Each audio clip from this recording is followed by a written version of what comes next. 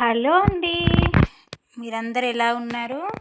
నేనైతే ఈరోజు ఒక సరికొత్త రెసిపీ తీసుకొచ్చేసానండి మీ ముందుకు. అదేంటో చూసేద్దాం పదండి. దీన్నైతే కందికట్టు అంటారు.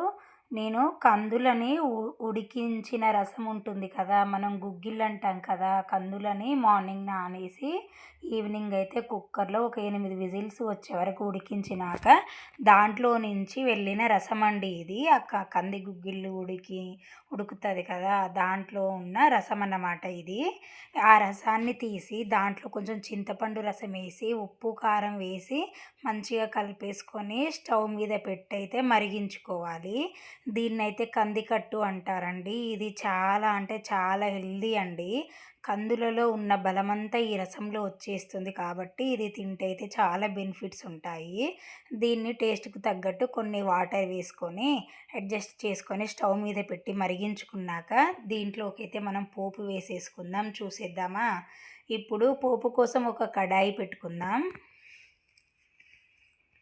ఈ కడాయి బాగా హీట్ అయ్యాక దాంట్లోకి ఒక 3 స్పూన్ల ఆయిల్ వేసేసుకుందాం.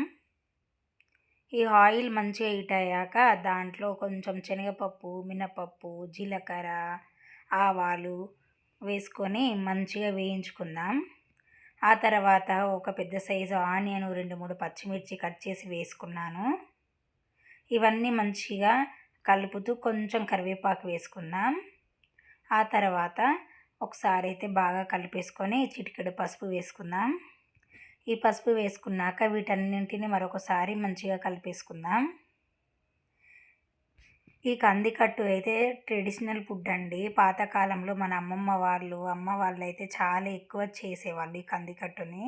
దీంట్లోకి ఒక మీడియం సైజ్ టమాటాని కట్ చేసి వేసుకుంటే ఆ కందికట్టులోని ఒగరు, పులుపు, ఈ టమాటా ఇవన్నీ మంచిగా బ్యాలెన్స్డ్గా ఉండి మంచి టేస్ట్ అనేది వస్తుంది.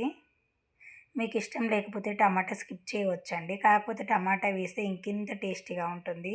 ఈ టమాటా మొత్తం మంచిగా సాఫ్ట్గా అయినాక ఈ పోపు తీసుకెళ్ళి ఇప్పుడు ఆ చారులోకి కలిపేసుకుందాం. ఈ చారులోకి కలిపేసుకున్నాక ఇది మంచిగా బాగా మసిలే వరకు స్టవ్ మీదనైతే మరిగించుకోవాలి. మీరు ఎప్పుడైనా తిన్నారా? నేనైతే చిన్నప్పుడు మా మమ్మీ, మా అమ్మమ్మ, నానమ్మ అయితే చాలా ఎక్కువ చేసేవాళ్ళు. నేనైతే ఎంతో ఇష్టంగా తింటూ ఉండేదాన్ని దీన్ని. మీ ఊర్లో ఈ చారుని ఏ పేరుతో పిలుస్తారో కూడా కామెంట్ సెక్షన్లో కామెంట్ చేయండి ఫ్రెండ్స్. ఈ రెసిపీ కనుక మీకు నచ్చినట్లయితే like, share and subscribe my channel. అదేవిధంగా మీరు కూడా ట్రై చేసి టేస్ట్ అయితే ఎలా వచ్చిందో కామెంట్ సెక్షన్లో కామెంట్ పెట్టండి ఫ్రెండ్స్.